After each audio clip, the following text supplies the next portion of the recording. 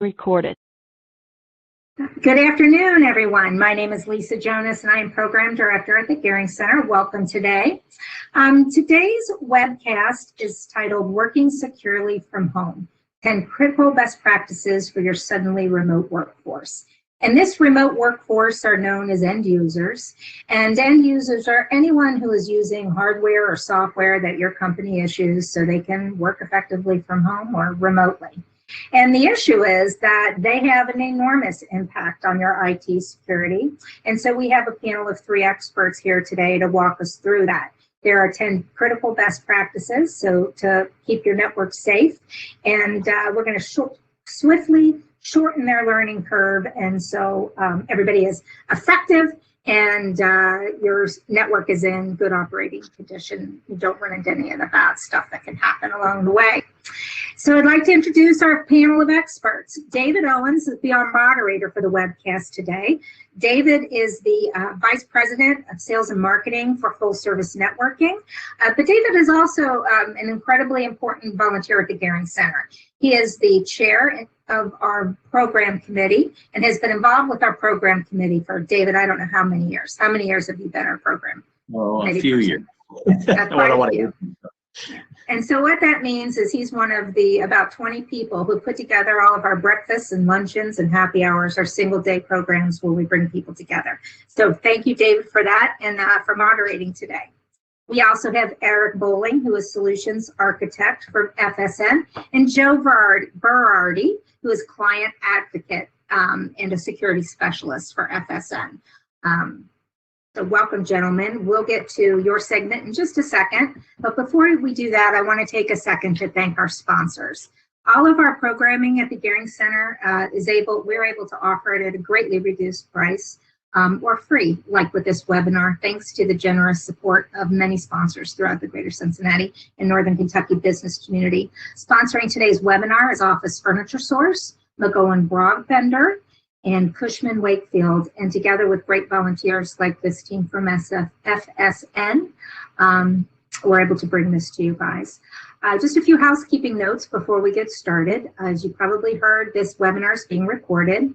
We strongly encourage you, you're going to get a link after we conclude today's webinar in your email, along with other attachments that are associated with this webinar today. And we are asking that you go ahead and forward that on to everybody in your business who is working from home. This is really important stuff. And if they weren't able to attend today live, they'll be able to get up to speed quickly. So with that, I'm going to go turn the reins over to David Owens, and I'm be signing off here. Thank you, David. Great. Well, thank you, Lisa. First of all, before we get started, I'd like to thank the Gearing Center staff.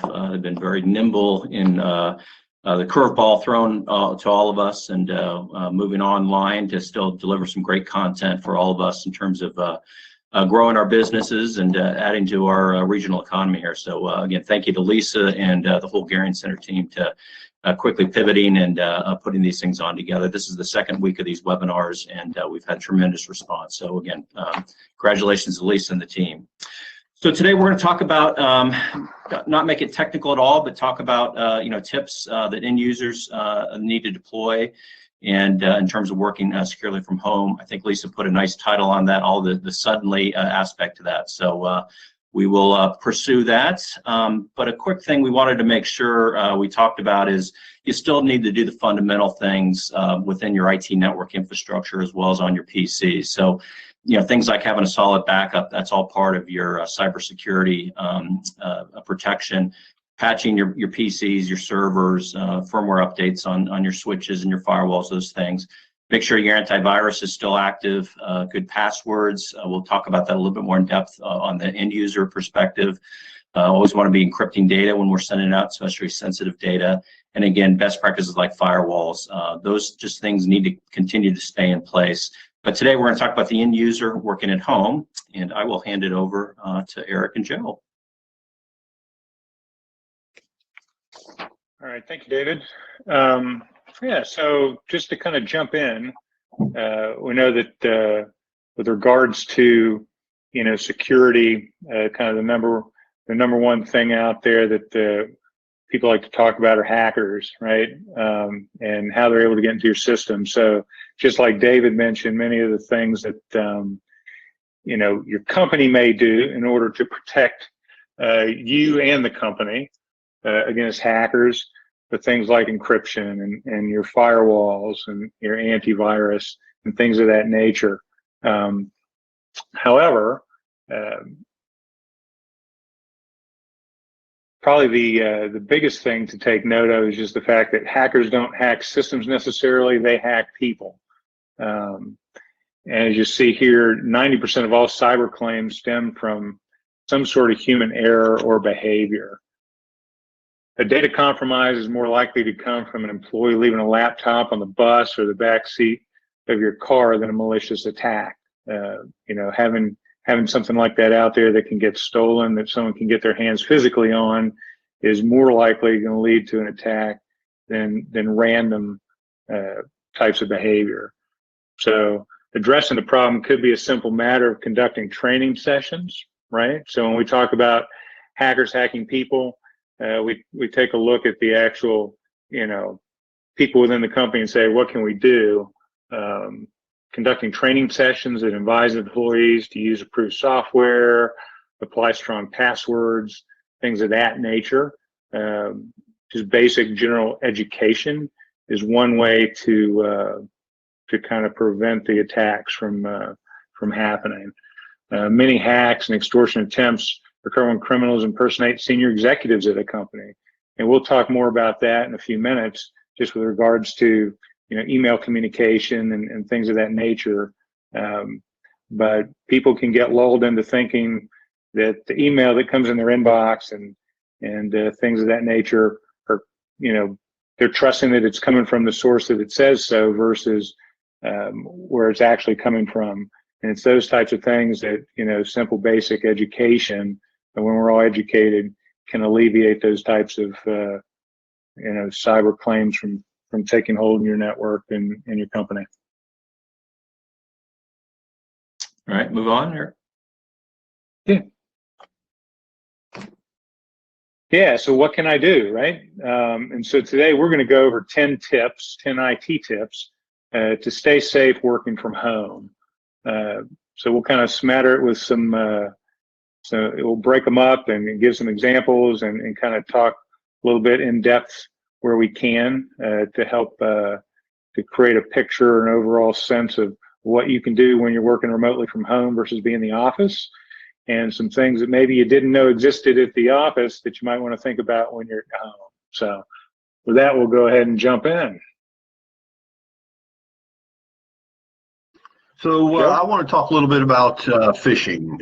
There's a couple of various types of phishing that I want you guys to be aware of out there. You've probably heard of them before, ranging from spear phishing, where a hacker will take a specific target that he finds some information on out on the internet, on social media sites, and then he will specifically craft emails that he thinks is going to be successful, utilizing information that he's found out there to try and get the user to take an action that's not in their best interest. A lot of people do not realize that there's all kinds of information about you out on the dark web. The dark web is this place where criminals will sell anything from tools to hack into networks to credit card numbers and all kinds of information about individual users. So users are not aware that this information is out there. Information from breaches such as LinkedIn, the Marriott, Yahoo. So hackers take this information, they see passwords that have previously been breached, they send you a specifically targeted email saying, we see that you've used this password in the past. You look and say, hey, that is indeed one of my passwords. And it tends to build up a little bit of credibility, which really users should not have if they had known what was out there on the dark web. So we always want to be aware that these criminals are out there. They're looking for anywhere they can gain information and put together a spear phishing campaign.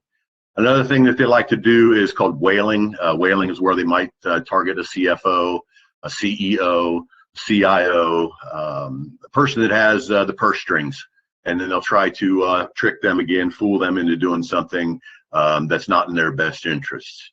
A lot of times there'll be a threat involved with this email, or maybe they'll say that there's something that you're going to gain by taking such an action in an email. They'll often try to play on your emotions, as well as they'll have time being a factor. They might send you an email and say, hey, we've seen there's been some odd behavior on your email account, therefore we have locked it out. We need you to hit this link and verify it's you, and by the way, you only have 8 hours until we're going to delete all your email. So that tries to get you to take an action not in your best interest, based on an emotional response that you're going to lose all your email and you're going to be locked out.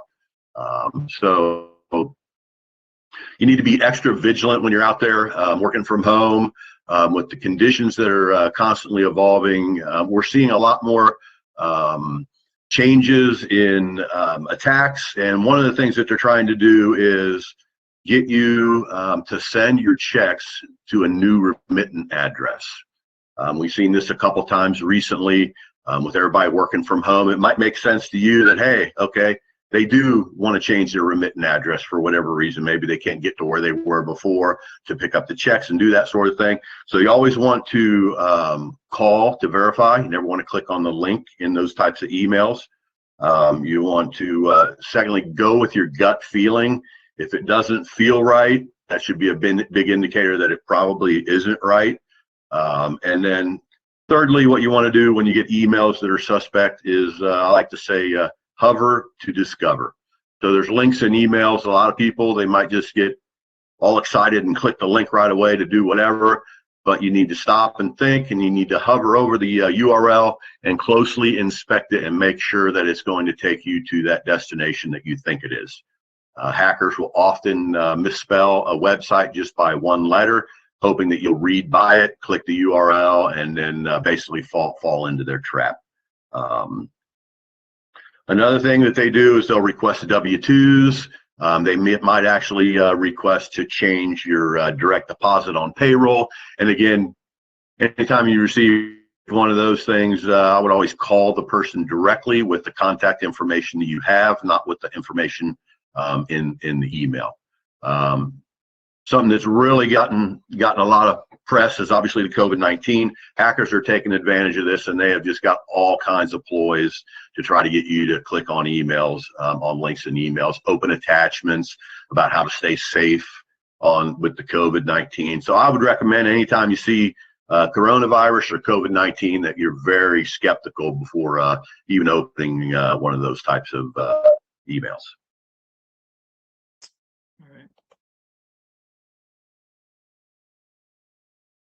So a couple of different ways that you can receive a threat. Number one, probably the biggest, is emails, specifically with dangerous attachments. So there might be a PDF file attached, and it might look like it came from somebody in your corporation, and it's a resume, and this person tells you, hey, check out this resume and see if you think they would be a good fit. When actually that's not somebody that you work with in your company. That address is being spoofed, and they're just trying to get you to open up that PDF file. They also do that a lot with Word documents, Excel spreadsheets, and the like. Another common tactic that they use is they act like one of your coworkers. They send you a PowerPoint and they say, hey, I'm going to a meeting. I got to present this in 20 minutes. Would you please take a look at it and make sure that I didn't miss anything? And there again, it's the sense of urgency. They want you to take a look at it immediately. And thus you open up the PowerPoint and you enable macros, and then you get infected with some type of malware. You visit a dangerous website, so adult content websites and gambling websites. Other websites of the same nature are dangerous places to go to. What some people don't realize, though, is that you can go to a legitimate website that you've trusted for many, many years, like weather.com or ESPN, and the way that ad networks operate. These advertisements will get pulled from this ad network and laid down onto the website. And in a lot of cases, those ads are infected with viruses and malware. So you got to be careful, even when you're surfing on a well-known and trusted website, that they can also be dangerous. Another one is, of course, the email. They try to get you interested in compelling stories such as the COVID-19 and get you to navigate to a dangerous website that is not what it appears to be. Another thing can be obviously applications from untrusted sites. So recently, even at the Google and the Apple stores, they have just booted off thousands of applications that they found that had malware and viruses in there. So what I would suggest that you do is always look at the number of reviews, look for a large number of reviews before downloading an app, and make sure that you're downloading that app from one of those trusted stores and not from some other website. Real quick before we go on, we a question, and I'll encourage everybody to go ahead and submit your chat questions as we move forward. But question was, last 2 days I've noticed unknown networks on my Wi-Fi, and the Connect automatic box has been checked. And using Microsoft products, never seen this before. Is this something new that potential hackers are utilizing?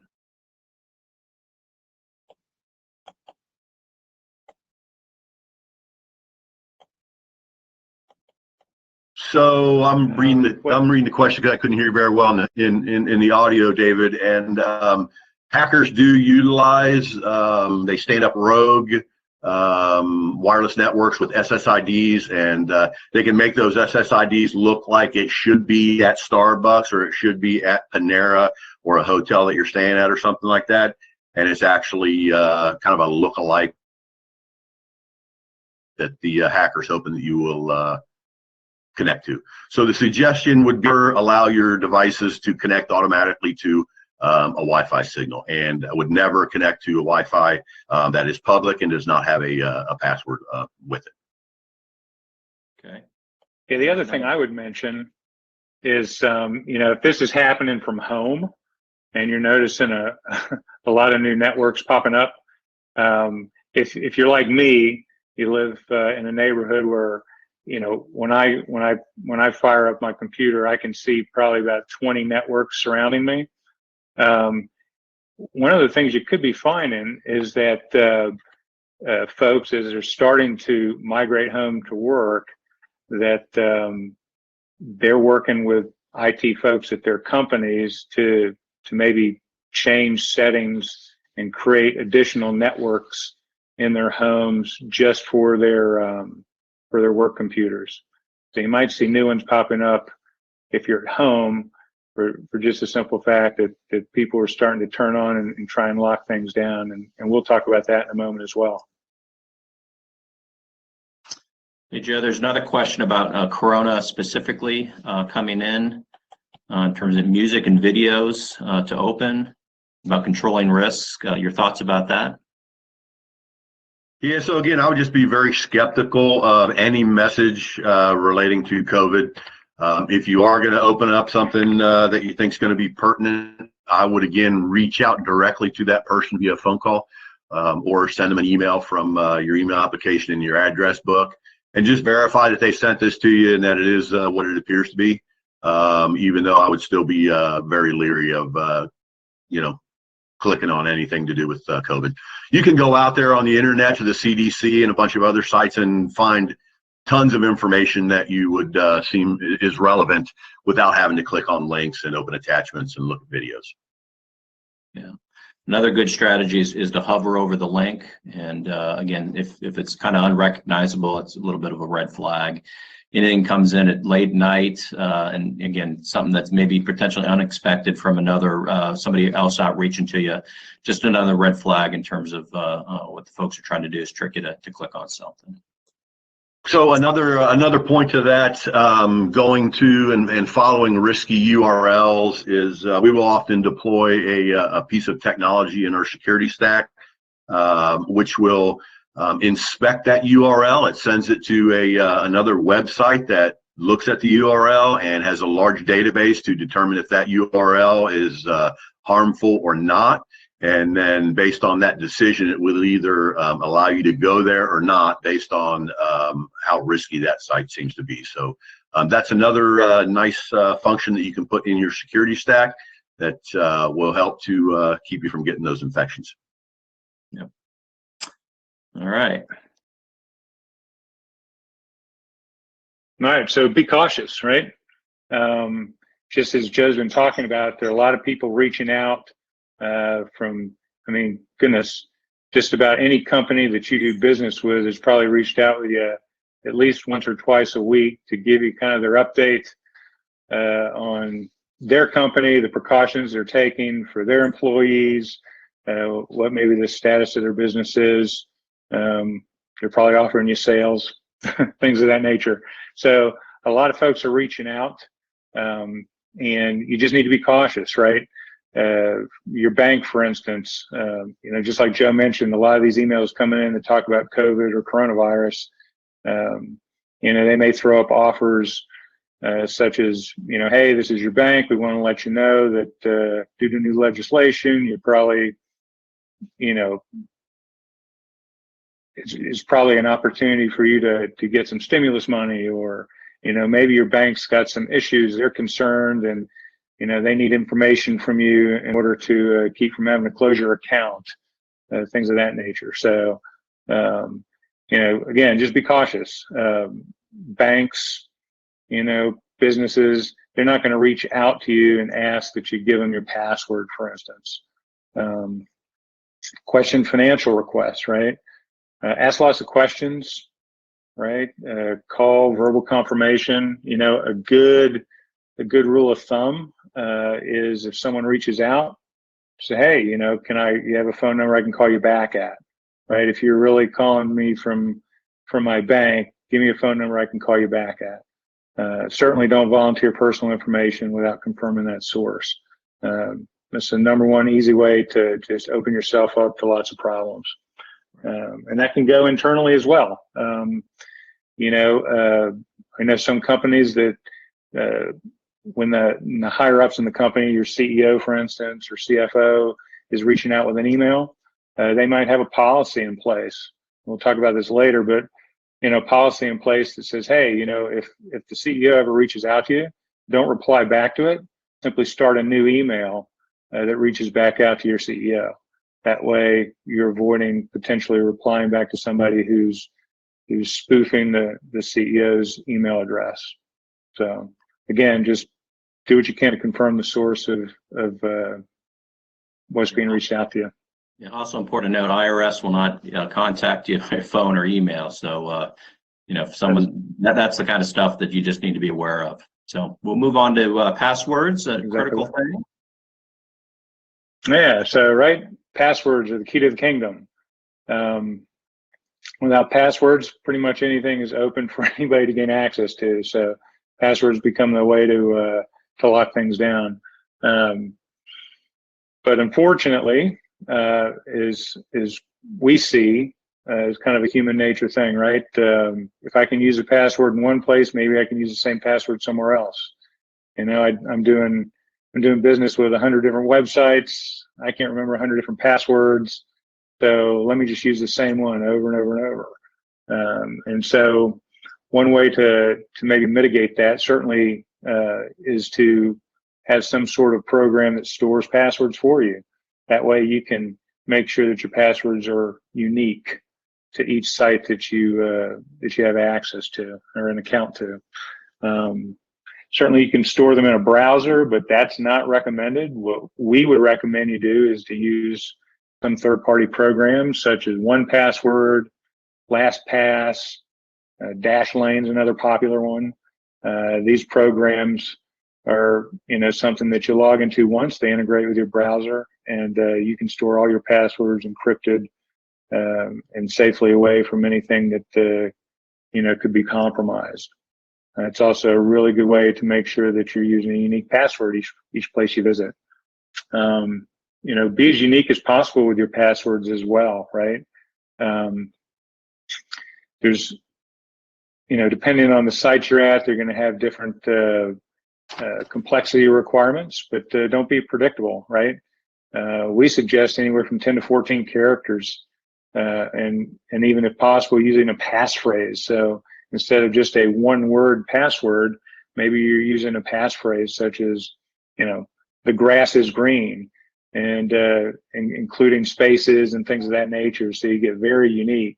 And those, typically a passphrase is something that'll also aid or assist you in remembering how to log into something. They're typically easier to remember than a password. But always including capital letters, numbers, special characters, using random words and character combinations is another way to do it. And then change passwords. Again, this is on a site-by-site basis, but typically a lot of places don't necessarily force you to change your passwords. But every 3 to 6 months, it doesn't hurt to the next time you log into Verizon or Microsoft or whomever, change your password. It's easily stored, and so it shouldn't be that big of a deal. And then I'm gonna jump into the last one here, and that's multi-factor authentication. That's something that we highly recommend. A lot of companies are moving to this. If yours is not, you might inquire about it. But multi-factor authentication simply means that they're asking for typically a second form of identification outside of the password. And so they put systems in place that will tie into, say, your mobile phone, and they may text you when you're logging in. They may text you a 6-digit code, or they may have you install an application on your phone, and with that application, you can, authenticate. You'll get an alert that you can, say okay or decline, letting them know that it's okay to let you into that site, or even to your own company's network. So multi-factor authentication is something certainly gathering a lot of steam. And so if you haven't heard of it and you're not using it, you may inquire about it.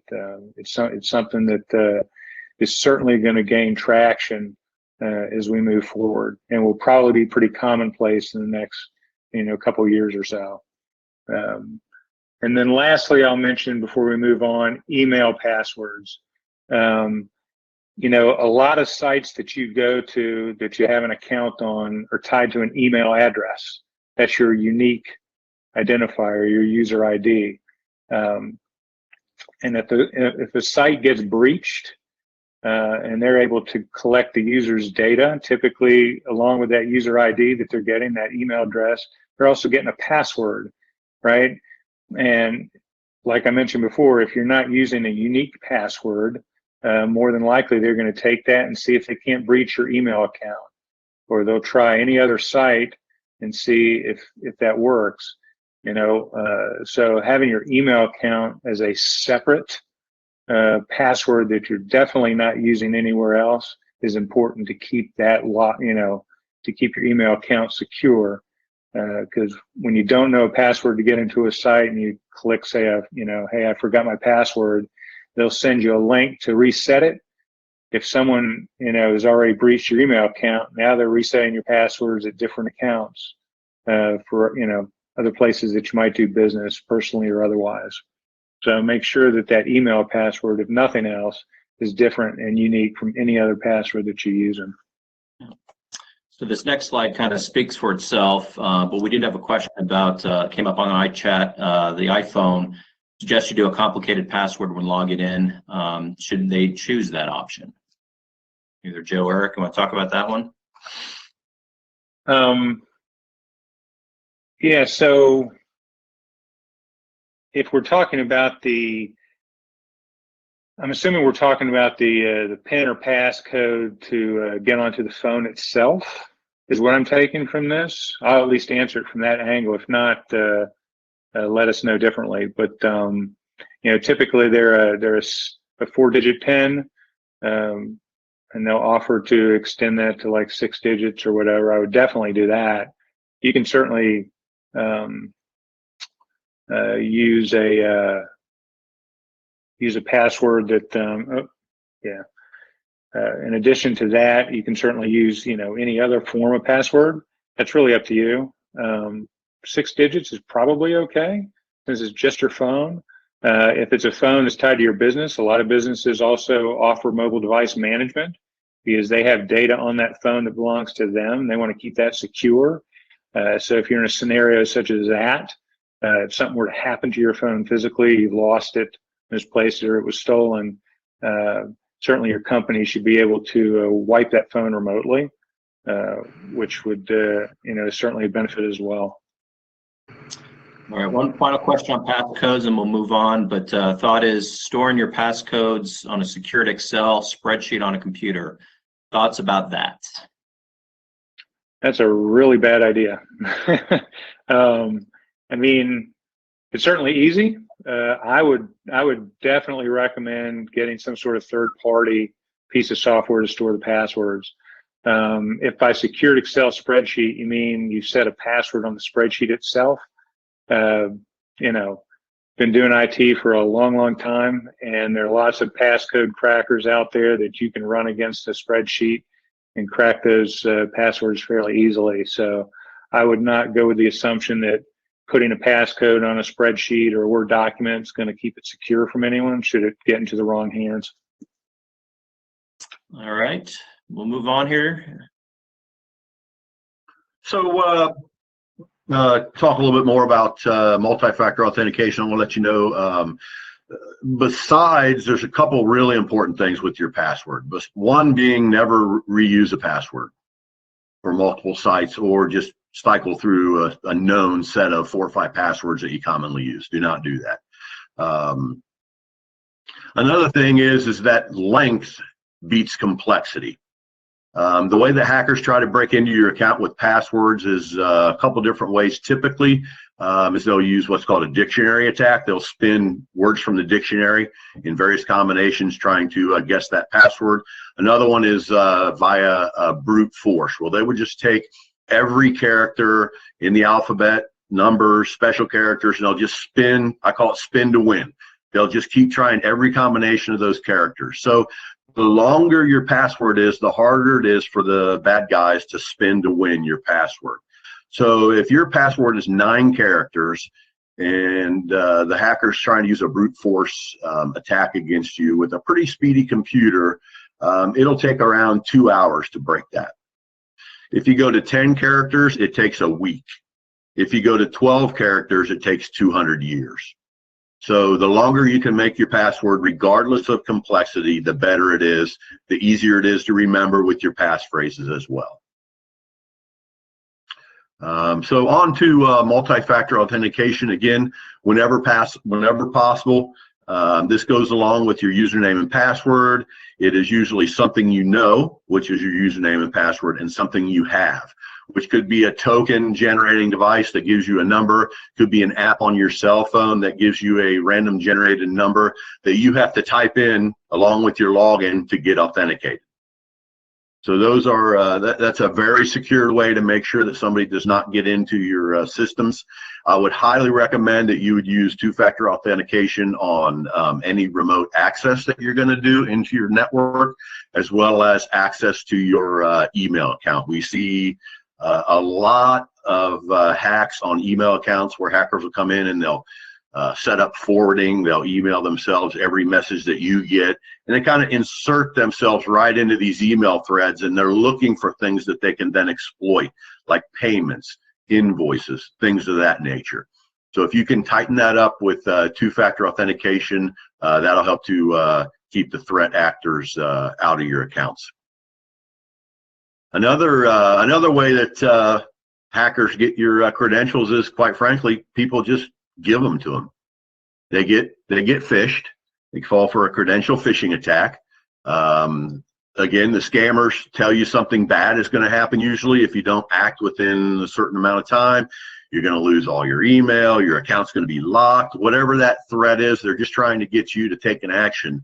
And one of the things that they'll do is they'll dump you onto a phony landing page.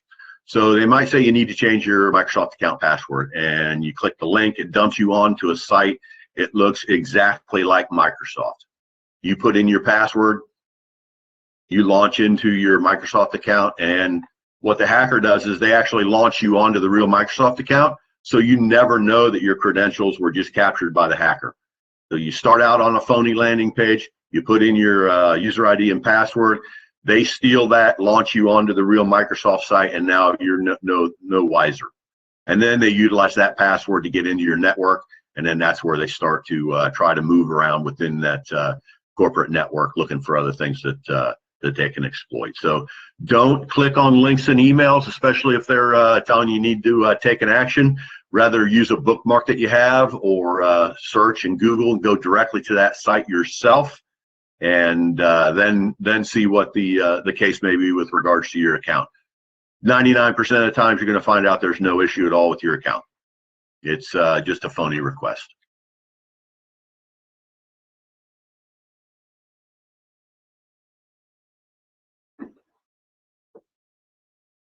All right. So thanks, Joe.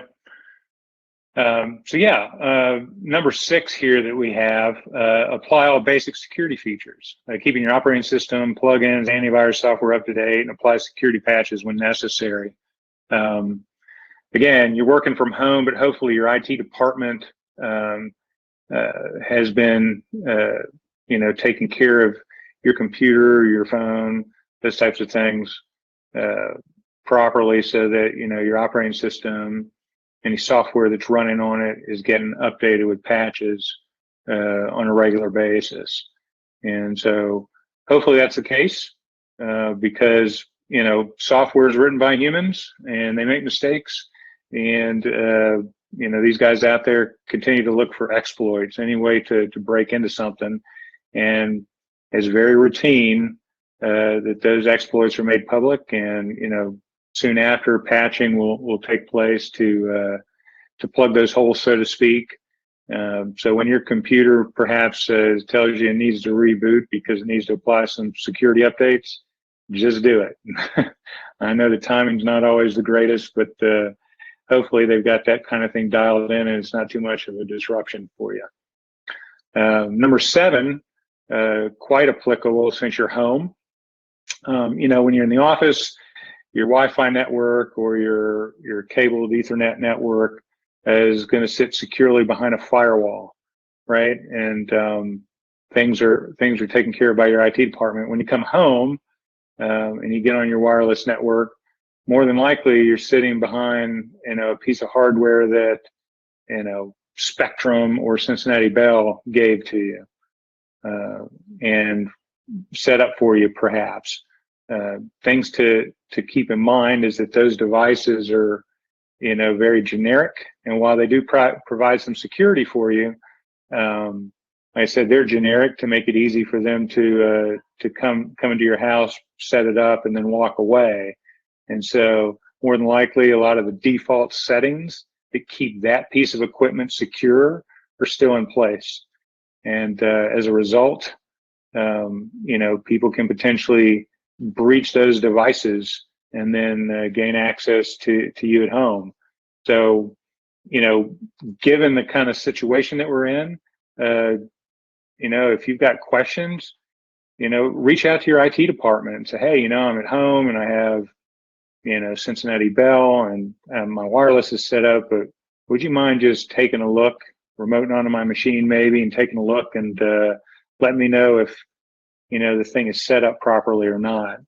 As a quick example, I was at a friend's house not too long ago, and they wanted to set up a second network or change something, and I didn't know how to get on the device. He didn't know how to get on the device. I just Googled what the default passwords would be for it, and sure enough, I got in. So I went ahead and changed them and put a little Post-it note with the Scotch tape onto it, letting them know how to log in the future. But as simple as that. So something to keep aware of. And while if they're taking a look at things for you, make sure that the Wi-Fi network that you're using is using the WPA2 signature. That's probably going to be the most secure thing that you can do from a home in order to keep passwords secure.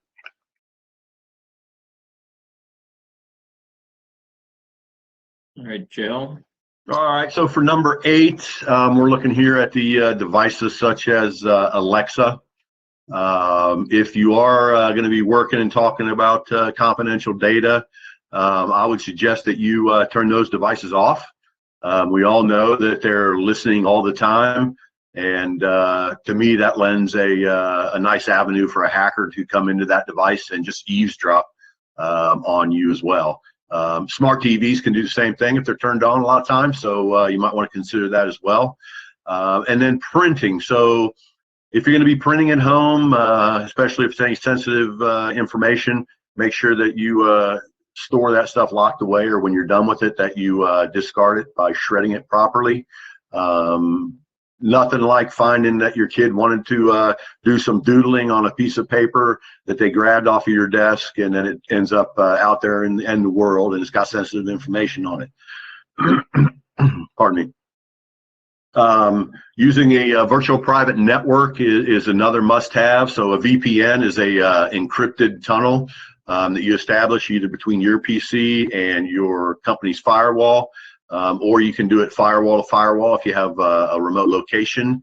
And what that does is that just makes sure that the traffic as it flows from point to point is encrypted, so that nobody can eavesdrop on that and decipher what is within that transmission. So always highly recommend using VPN, especially if you're at a wireless hotspot and you absolutely have to get something done. I would maybe jump on quickly and just use the VPN and then get off immediately. Still would not recommend jumping on somebody's public Wi-Fi, but I know there's some cases when you need to.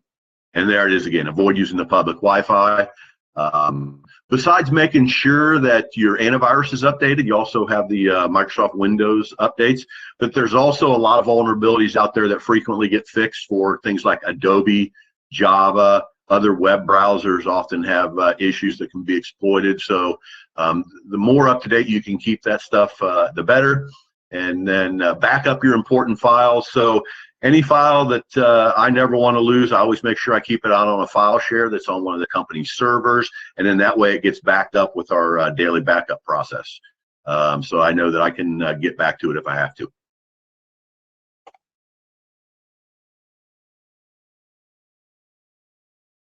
All right. And then lastly, number 10, read your policies. They're there to keep your company and the data safe. You know, it's this is one of those, you know, this is kind of where we started the conversation from, right? The human element. There are a lot of important things that you can do that aren't technical at all, but rather, you know, I might deem common sense, but you know, they're put into just policies, right? You know, like Joe just mentioned, hey, don't ever print anything anywhere that you don't have access to a shredder to shred it. For instance,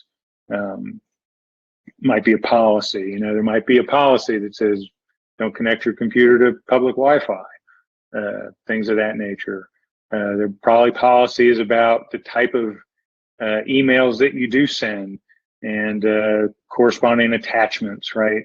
Your company may have a policy that says you can't ever, you know, send a attachment that might have Social Security or credit card information in it, for instance.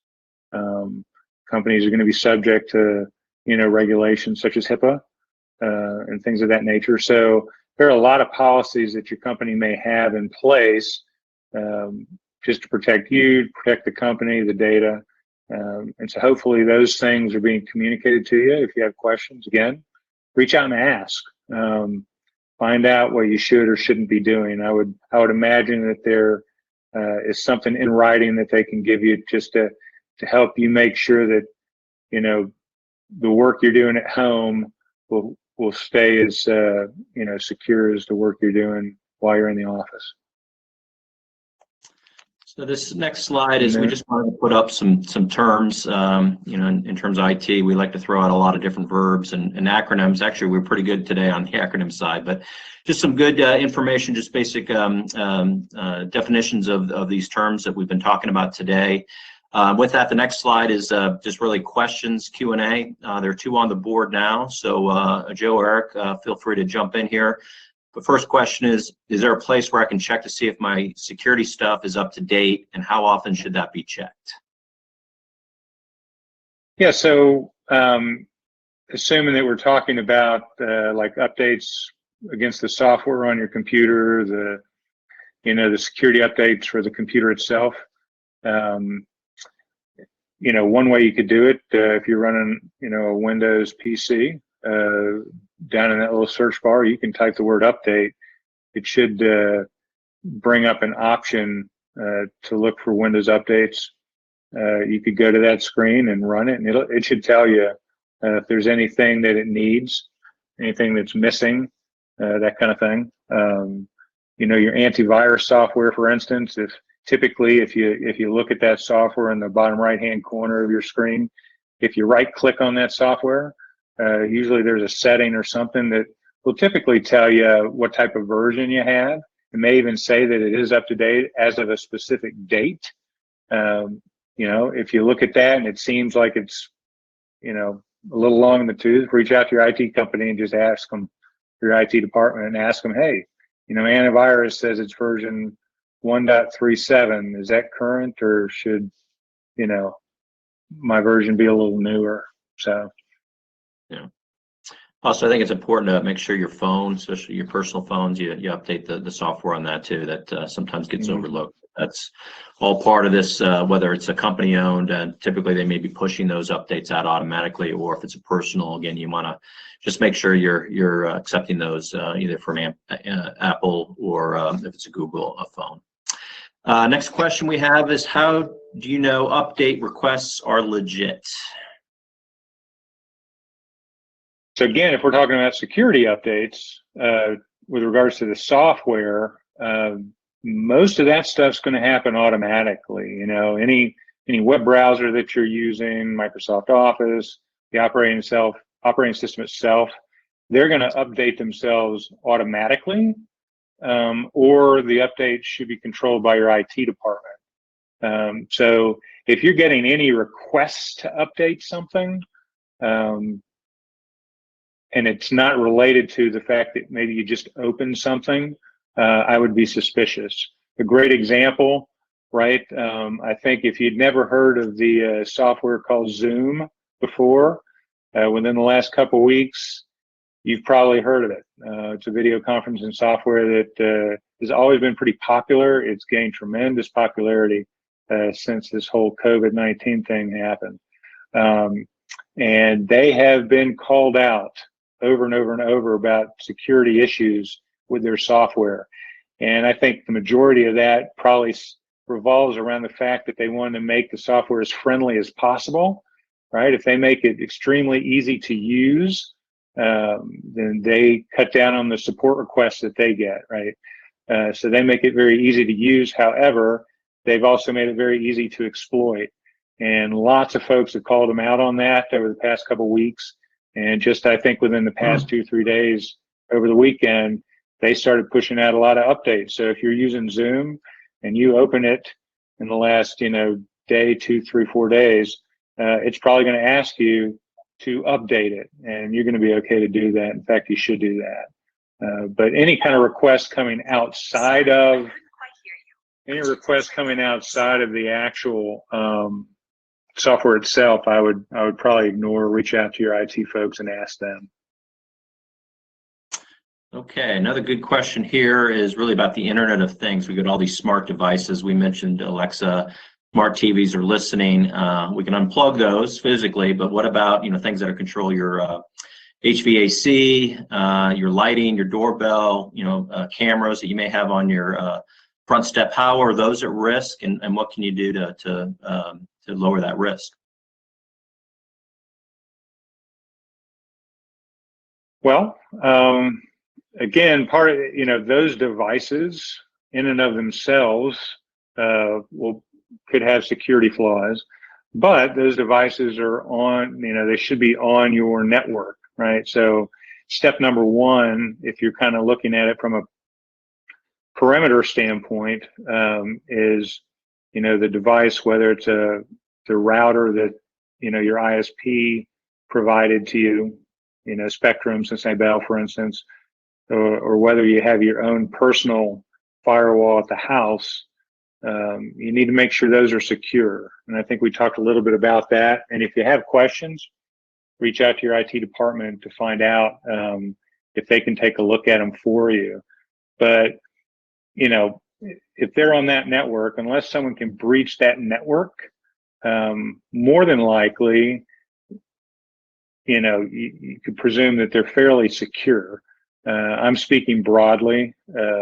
Again, anything's possible. What I would do is make sure that if you've got smart light bulbs from Philips or a Ring doorbell, those types of things, make sure that you're on any type of mailing list from those companies, because when they have issues or notice security risks and things of that nature, they will typically reach out to you and let you know. And so being alerted by them is one good way to do it.